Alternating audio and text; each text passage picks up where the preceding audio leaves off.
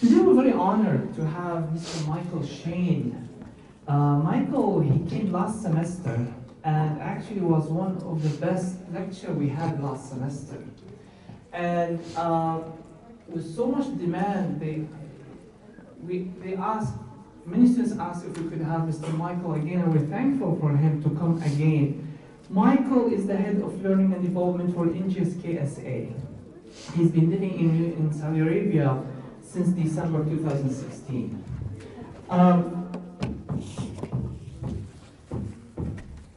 So I'll have Michael talk more about himself. I thought he's Irish, by the way, and then I just found out he's from UK, which was a big shock for me, with his accent. I love of course, the British accent. Thank you.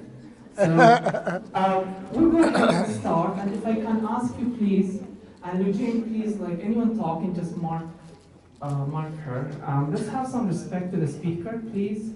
No talking, turn off your mobiles. Thank you so much. Let's go ahead and start. Thank you. Big welcome for the speaker. Thank you, thank you, thank you. Salam alaikum. Kif alaikum. Thank you very much. After one year in the kingdom, my Arabic is getting better. Do you not think? Thank you so much. I have a slide in Arabic later. Please see if it's spelled correctly. Okay. Who was here at my last lecture? Hands to show, please. Thank you, thank you, thank you, thank you. Thank you so much for asking me to come back. It is a real honor to be asked to come back to this university. And I apologize if anybody was expecting me to be here last week. I was in bed. I was in bed with hot lemon, honey drinks, and I was on the phone like this. So I decided last week, unfortunately, I wasn't too well. So I apologize for not being here last week. I am so happy that you are here today. Okay? I am from the United Kingdom, which I'm from a place called Newcastle upon Tyne. Some of you may have heard of this city. It's a very beautiful city up in the north of England, and it is actually warmer there than Riyadh at night at the moment, which I didn't expect to happen, okay? But what I didn't come here to talk about the weather. I came here to talk about my favorite subject, okay? For those of you who came here at the last lecture, my favorite subject then was about your attitude and beliefs. Now it's a new semester. My favorite subject now is about goal setting, okay? And when Mahmoud asked me back, he asked me to come back, we looked at the calendar, and I said, please, please, please, allow me the permission to come and be the last speaker for this year. Because what I want to do over the next 6 hours for this lecture is to have you all, I just want to check to see if anyone was listening. For the next 20 hours for this lecture, I want to, for me, my job now is to inspire you to think about next year, okay? To think about not just next year, the year after, the year after, and the year after, okay? So I'm going to talk you through one of my favorite subjects, okay? And we're going to look at, I want to talk about in business, and I've worked in organizations now for over 20 years. Okay, the company I work with, we've been based in the kingdom now for almost 6 years, and I will talk you through a little bit more about my company shortly. But in all the years that I've worked in business, there is a lot of business language that is used. Okay, in whichever organization you walk into, sometimes they'll talk a lot of business language. They'll talk about KPIs, they'll talk about EBITDA, they'll talk about all these different HR, all these different acronyms, P&L, bottom line. So what I want to do today is just talk through some of the terms that are used in business and just make them human. Okay? What I will say, if I find myself talking too quickly, please just raise your hand and I will slow down. Because as the last time, if I get dead excited, I start talking like I do back in the UK. And if I start talking like I do back in the UK, I start talking like this, and you won't understand the word that I'm saying now, will you? So I just have to slow myself right down and talking business English, okay? Thank you. So, for me, business, okay? Business, organizations, personal life, everything starts with vision. Okay, everything starts with the vision. Now, I'm very honored to be in here today because I think in here, probably about 85% of you are going to be the next generation of Saudi Arabia's business leaders.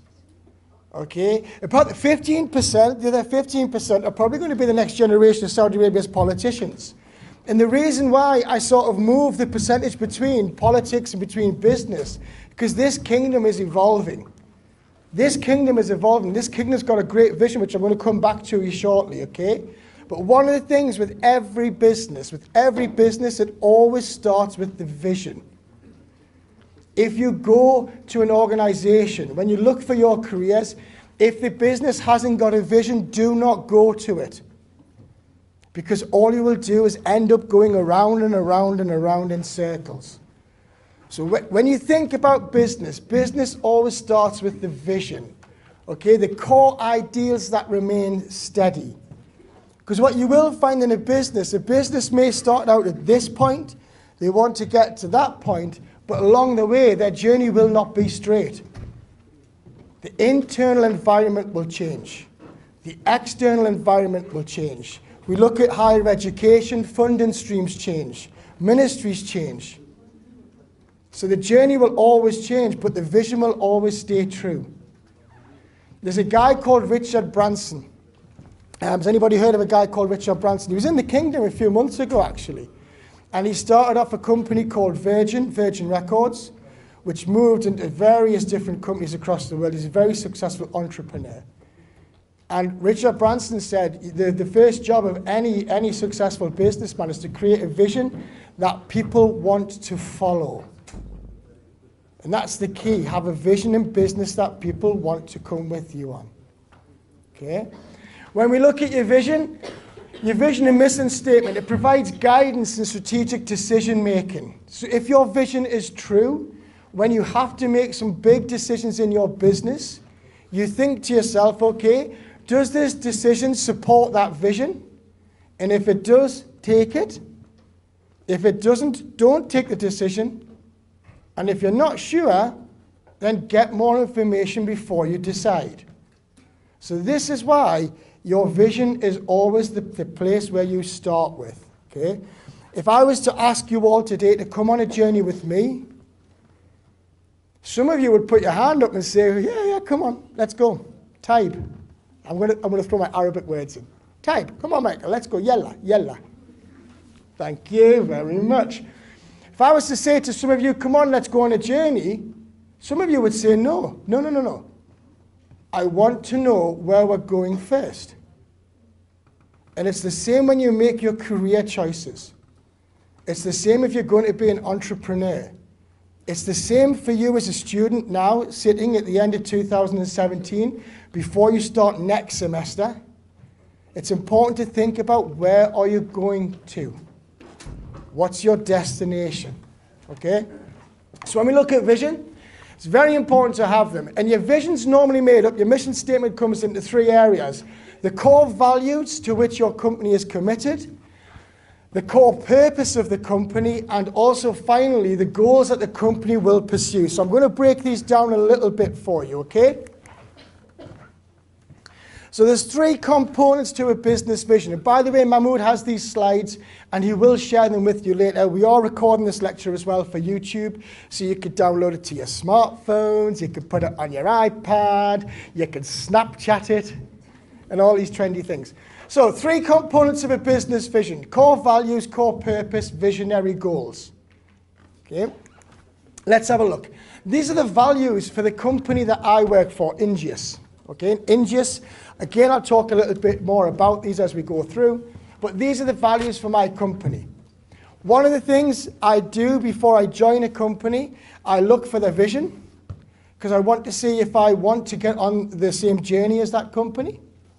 Sometimes I look at a company's vision and think, you know what, halas, it's not for me. That's good Arabic, I know. So sometimes I think, halas, that's not for me. Sometimes I think, you know what, that is interesting. And I've got an example, a real example of that, which is why I'm here today with you. Okay? And then I look at the values of the company. And I think, are those values something which reach into my heart? Because for me, if the values of the company work, then it doesn't matter how hard the work is. It doesn't matter how challenging the work is. I will go to work every day and I will give my heart. But if the values of the organization don't match, then you know what? I'll pass it by. And have the courage to follow your heart. Okay, have the courage when you're looking for your next move, when you graduate, when you're looking at your organizations. If the vision and the values of that company do not match your heart, do not join that company. Because the minute you start with that company, the minute you put their identification badge on, the minute you walk through the door, you will be heavy. So have the courage to check the values, and if they don't match yours, I'm sorry, but I wish you best of luck. I wish you all the best wishes in the world, but you are not the organization for me. Okay? So these are our values at Ingeus. We take pride. We take pride in what we do. We work with care and respect with everybody who comes into our business. We believe in everybody, which is very important in the role that we do. I'll talk about that shortly. We always strive to do the right thing, and we own it. And this is what we champion every day in our organization. Now, you can always tell if you've got a value or a behavior, because a value is something you will always do. And I'll give you an example. There was one company I used to work at, and this company, its values, they changed the values, and one of the values became be on time. And I said to the chief executive, this isn't a value. He said, no, Michael, it is. It really is. I said, no, it's not. Be on time is not a value, it's a behavior. And I know this because my job at the time, I can't remember. In my head, it came out as T-boy. I wasn't, but it came out as T-boy. So I was T-boy at this company. And if I choose to be on time, I'd be on time. If I choose not to, I choose not to. If you can choose to own it or not, this isn't a value, it's a behavior. So you can be on time as a student, as a daughter or a son, you can choose to be late. That's not a value, it's a choice. So a value is something, so if you take pride as a student, if you take pride as a son, if you take pride as a daughter, take pride as one of your values. It goes across all your context, all your identity. Okay? So think about the values of the organization. Think about the core purpose of the organization. Okay? And this is our global chief executive. This is not the boss of Saudi Arabia. This is the guy, our company. We are across the world. We have offices in Europe, offices in Australia, in Canada. Our company looks after the Obama healthcare in the States. So we're a very, very big global organization. But our chief executive gives us our purpose. And our core purpose is to facilitate change and help people to believe in themselves and take charge of their lives. So if you Google the Ingeus Group, you'll see that we work in healthcare, we work in justice, we work with employment, which is why we're in the kingdom, and I'll go on to that shortly. So your core purpose stays the same, always stays the same. The next thing to think about, so you've got your values. So my values is to take pride. Our purpose is to help people help themselves to facilitate change. Now I've got to think about what are my goals. Okay? Now the goal of an organization normally falls into three categories. It would either be a target. So by the time I am 25, which for me is about another 5 years, so by the time I am 25, voila. By the time I'm 25, I want to be a millionaire. That's my vision, that's my goal, that's my purpose. I want to be a millionaire. That's a target. Okay, so you could sit here today and you could think, you know what? By the time it comes to January the 1st, I will have finished all my exams and I'll be very relaxed and very happy knowing that I've been the best me I possibly can be. That's a target. Okay? You could have a common enemy. So by the time it gets to 2030, I'm going to be the biggest millionaire. I'm going to be richer than Trump. That's a nice vision. It's a nice goal to have. Or you could actually have a role model.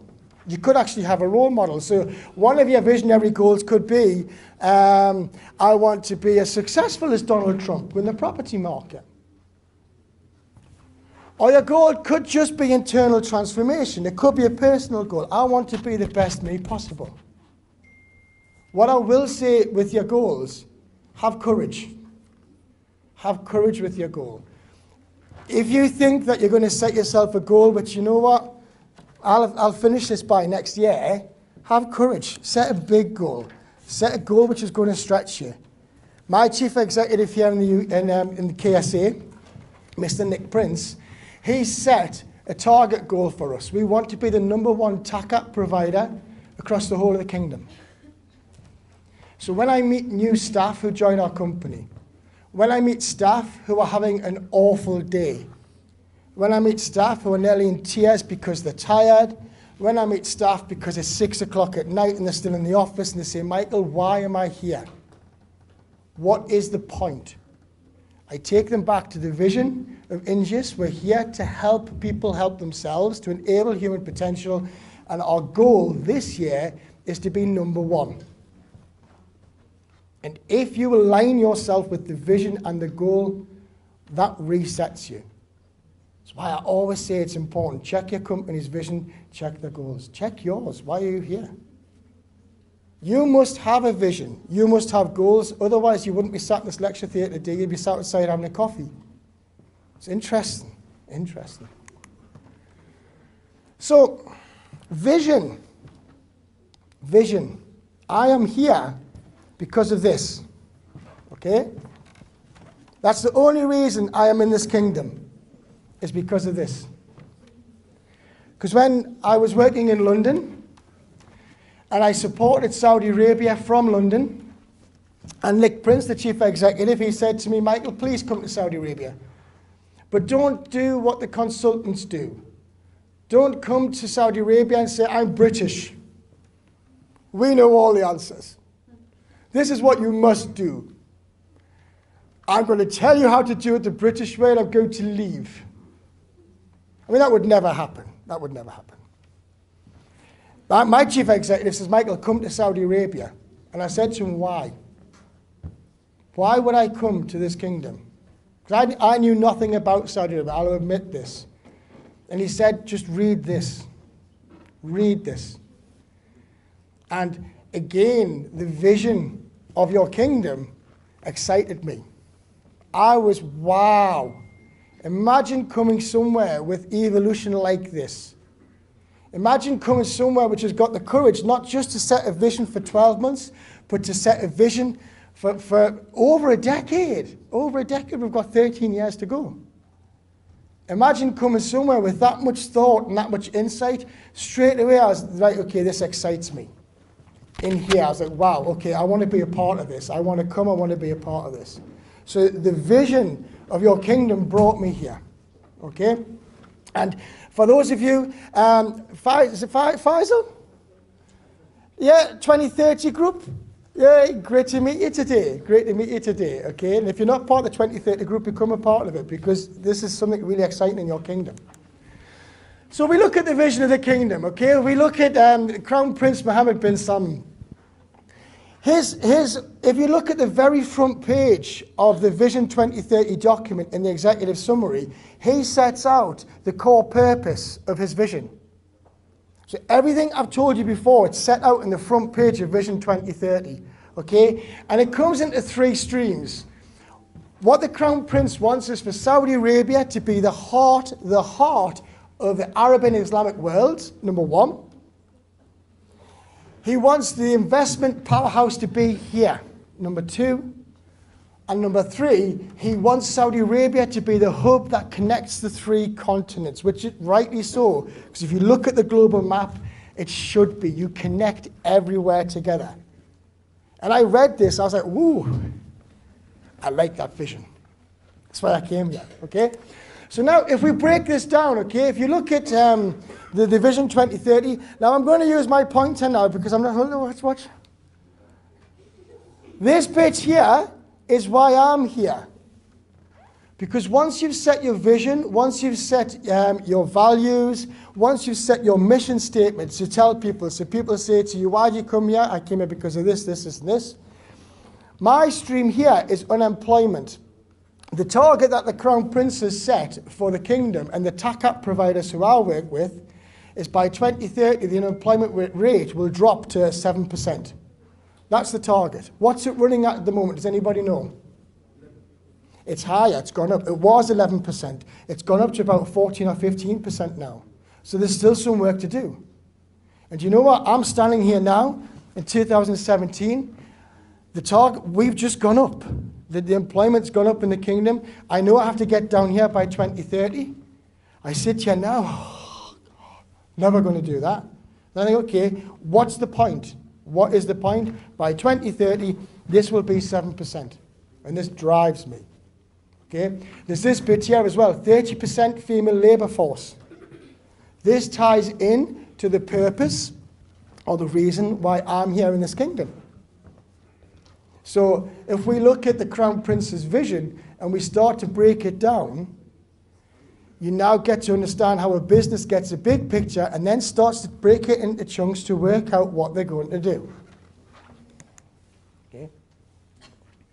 So what happens when companies lose their vision? Because this does happen, okay? Let's check the time.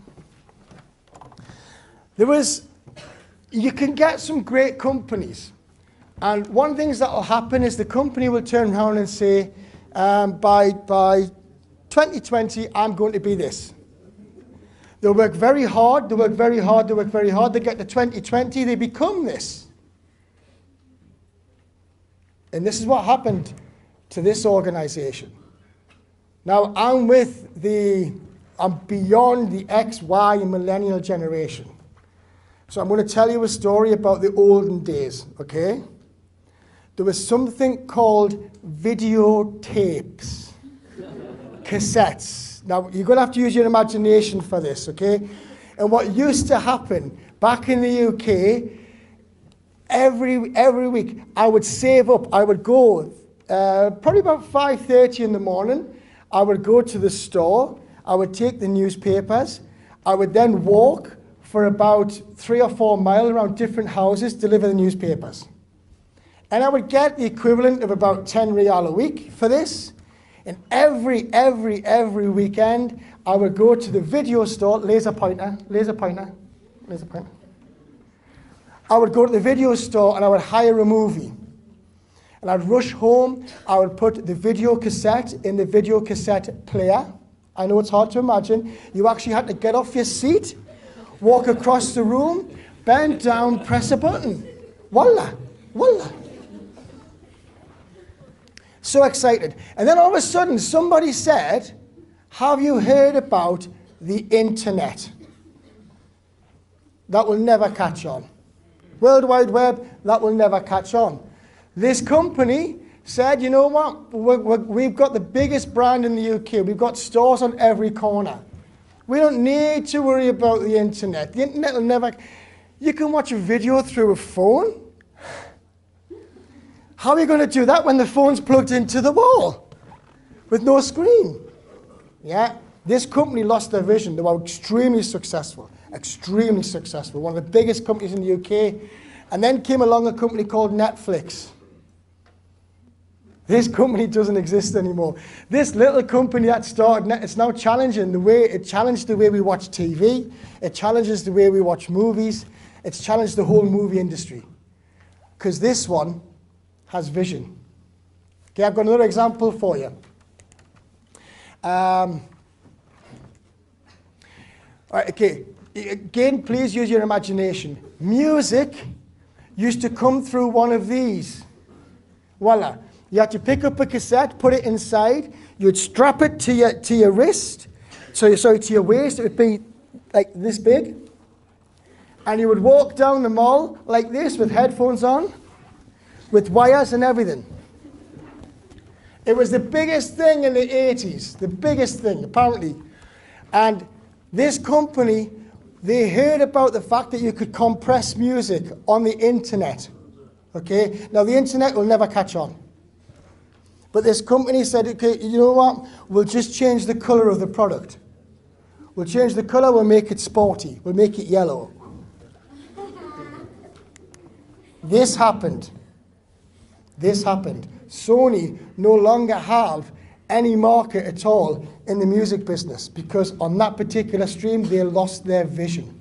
They achieved something, they lost their vision. Okay, I've got another example for you. Has anybody heard of this? Microsoft. Yeah?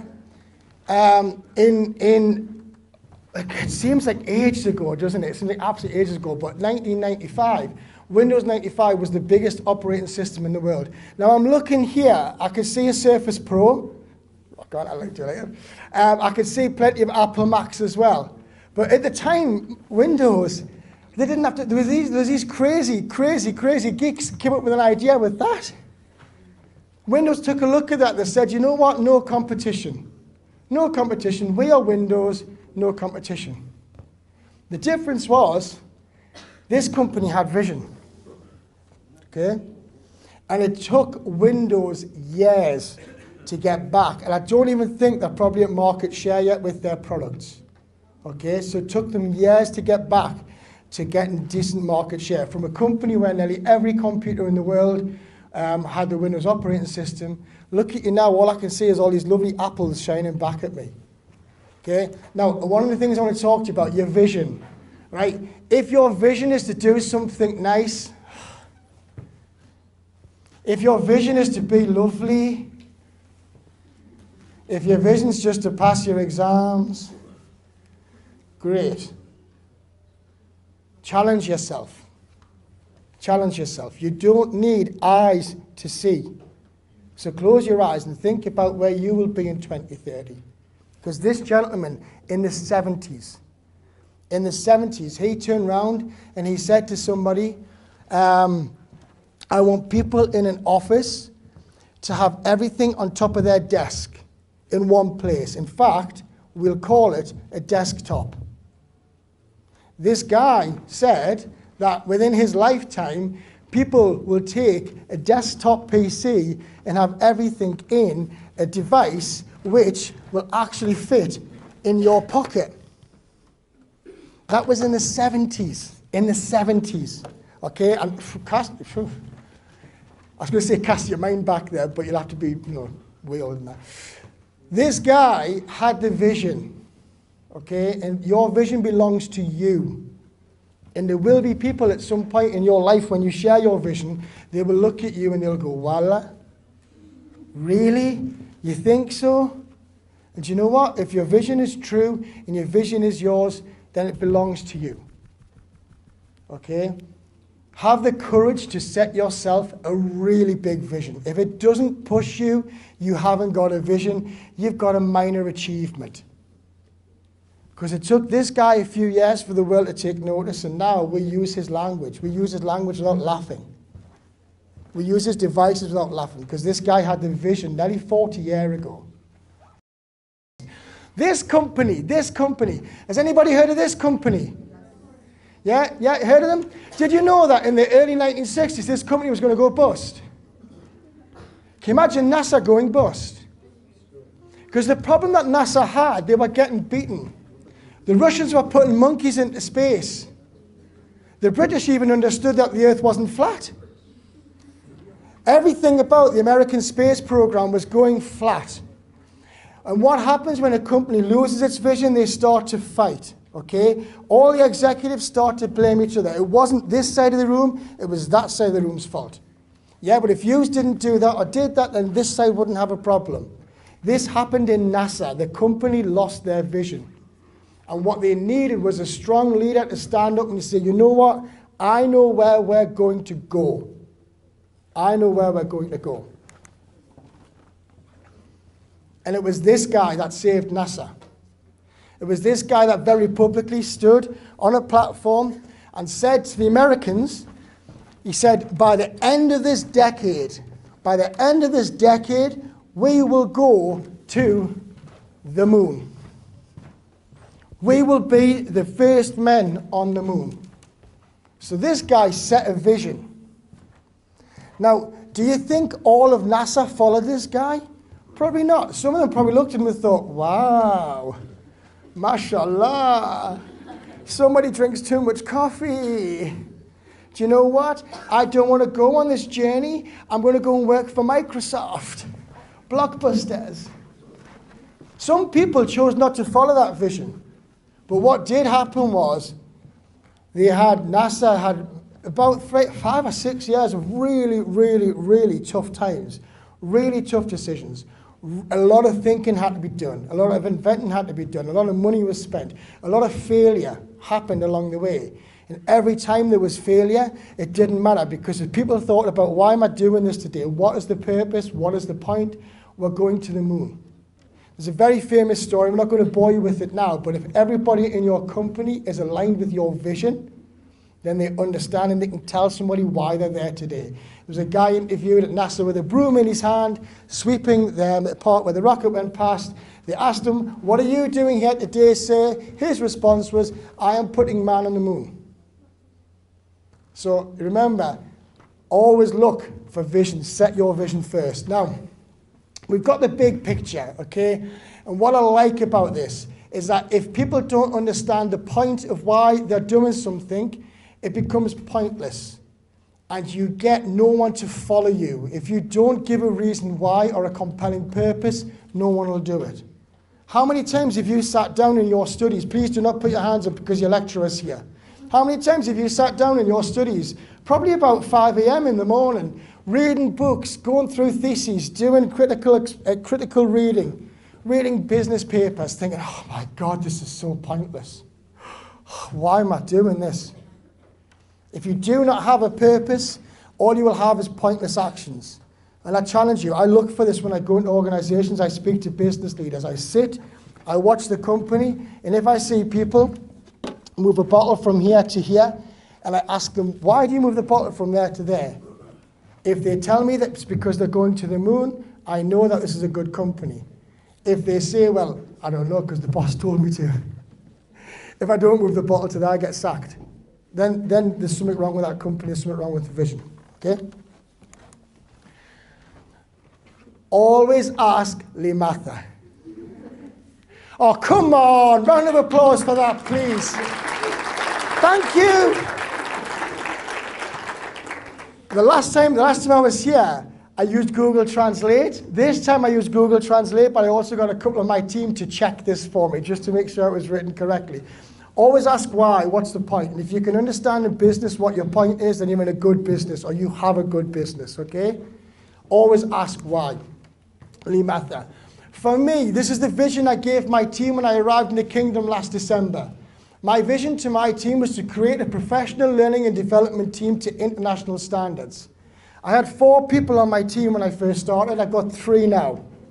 The 4th person that got to the summer, and he turned around and he said, Michael, why am I doing this? Why am I doing this? Why am I doing this? I said, look, because I want you to be an international trainer by the time it gets to December 2017.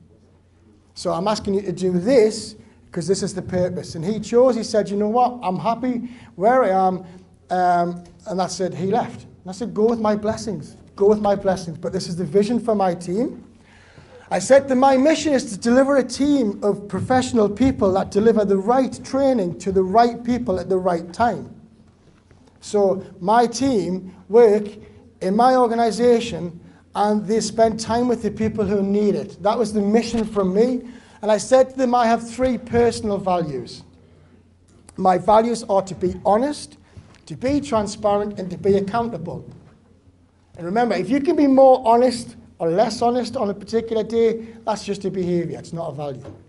So that's an example of how a vision gets set and it gets underpinned with a mission statement and your values, okay? So honestly, I've spent quite some time on this because for me, when you business leaders in this room, this is where you spend the most of your time. If you spend the most of your time at this end, Everything else just becomes automatic. I get a lot of people who rush this part of their business. You'll always come back to it time and time again. So we've done the vision piece. Let's do some more business talk. Let's do some strategic thinking. Yay! Let's set some objectives. Let's plan. Let's set some goals. You'll come across all this language, and I love this. Sometimes in meetings I ask people, what are you doing? Michael, I'm thinking strategically. It's a great answer. It just means you're thinking. But you've got your vision. You know where you're going to go. Now you've got to break it into something where you do something about it. Okay? We're coming to January this year. I love January. Because every January on Snapchat and Facebook, you get people who say to you, my vision for 2018 is to be thin. And then it gets to May, and oh my God, it's May. It gets to September, my vision for next year is to be thinner than I am now. And the problem is there's no action. There's no strategic thinking, there's no thoughts, there's no action. So, strategy. I'm giving you business secrets here, okay? When you walk into boardrooms and people say to you, I want you to think about the strategy, it's just a fancy word for putting something into action. A strategy is a plan, okay? It's an action plan. So your strategy. When you think about your strategy, a lot of people will think about, I'm going to set a goal. I'm going to give some examples of some goals to set now. But one of the things I will tell you, you'll hear the acronym SMART, and I'm going to show you what this means. But I've got a picture here of Mount Everest. And I want to use Everest as an example. Because a couple of years ago, I walked up a hill. Really, I'd like to say it was Everest, it wasn't. It was a hill. This was my goal. What happened was, at the very start of the hill, at the very bottom of the hill, I stood here. I knew I had to get to that point, so my vision was to stand at the top of the hill, plant a flag. Yeah, I'm here. Standing here, looking up there, can you imagine how I felt like that at the top of the hill?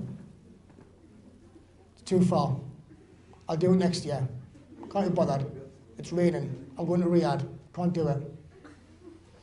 When you come to break down your vision into strategy, I decided I would start to set a SMART goal. And I'd say, right, instead of going straight up, I'll get to this point first. I'll get to this point first. I'll check where I'm going. Once I know I'm at this point, I'll go to that point. So my first goal was to get to here. My second goal was to get to here. And so on and so forth. Because what people tend to do, they'll tend to look at a goal and say, right, I want to get to this point, and they'll try and go there straight away. And that's ridiculous. Because if your goal's too far, if it's too stretching, you give yourself a very good reason to stop. Well, I didn't want to be thin anyway. Pointless. You give yourself a good reason to stop. So when you have your strategy, think about it as checkpoints. Okay? Think about it as checkpoints. SMART goals. I'll come a bit closer. I will be the best student in 2018. It's nice to hear that. I will be the best student in 2018. Good, great, awesome. It's not SMART though, it's not specific enough. I will be the best student in my class in 2018. Now it's starting to narrow itself down a little bit. I will increase my GPA by 15% every semester in 2018. That is the difference between having a vision and setting yourself a strategic goal. Okay? So when you set yourself a goal, think about measurement, because when you're going through all your goals, it's important to check where you are. So each semester, check where you are. Check where your GPA is. There's no point in working hard if you don't know what direction you're traveling in. Okay, if your journey takes you from Riyadh to Dammam, you wouldn't check the map halfway through. You wouldn't check your map at the end and think, oh, I'm in Jeddah. Wrong way. With your goals, always check, check, check. Measure, measure, measure where you're going. Okay? Peter Drucker, a fantastic management specialist. He's great, great, great read for you guys. He always says, if you can't measure it, you can't manage it. So when you get to your strategy, when you start putting your strategy in place, think about your measurements. How do I know what my checkpoints are? How do I know when I've reached there? How do I know if I'm off target, if I'm on target, ahead of target? So always make sure that your SMART goals have measurement included. Okay? And do something. Please do something. I know so many people with great vision, but they do nothing about it, and it'll always become a vision. So if you haven't got if you've got a vision with no goals, you've got a dream. Okay? So top tips for you, everybody. The more time you invest in your vision, the more time you actually will save on your journey. So do all the preparation first. Think about why. Think about your purpose. Think about you. Think about what your vision is. And the more time you spend at this point, the more time you have and the easier journey is. Okay? Think about the more time you invest in the vision, it's easier for you to break it into chunks. So I want to be here by the end of semester. So that means I've got this many semesters. So therefore, I'll set a goal for this semester, and this semester. Okay? Plan, do, check, review. I say this all the time at work. They think I have a stutter. When you've done your plan, don't put it in the drawer. Do it. Check. Review it. Get to one point. Plan. Do it. Check it. Review it. All the time. All the time. Keep going through. Okay? Celebrate your success along the way. Make sure at every single checkpoint you're happy. Make sure at every single checkpoint you've reached the point you're supposed to be. And it doesn't matter if you're 2 degrees off. It doesn't matter, because sometimes the world will change outside. It doesn't matter, as long as you're still true and you know exactly where you're going to end up. Okay? The last one, remember, just because it can't be now doesn't mean it won't be then. Just because it can't be now doesn't mean it won't be then. And that's where I'm going to leave it with you all. Okay? So hopefully, I've inspired you all to have a think about your 2018. Think about who you're going to be. Think about why you're here today in this lecture theatre, and how does that apply to who you're going to be. Think about your vision. Think about your strategy. Think about and dare to dream. Think big. Think about 2 years' time, 3 years' time, 5 years' time. Because it's your time. And thank you very much today for allowing me to take a piece of it. Thank you, everybody. Thank you. Thank you.